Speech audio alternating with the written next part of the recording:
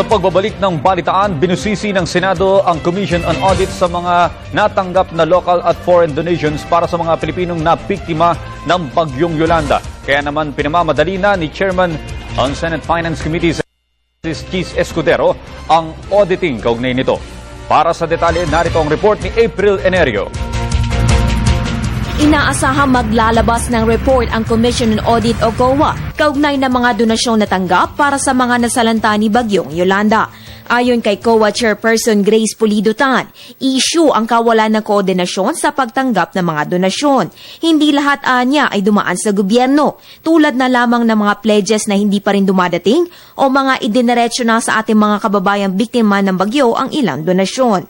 Ayon sa Department of Social Welfare and Development o DSWD, direktang nakatanggap ang ahensya ng foreign donations na umaabot ng $80 million at least 82 million pesos mula sa mga local donors. Sa Foreign Aid Transparency Hub o Faith Portal ng pamahalaan, makikita ang lahat ng mga donasyon mula sa iba't ibang foreign government at institutions kung saan kasama sa tala nito ang mga foreign pledges.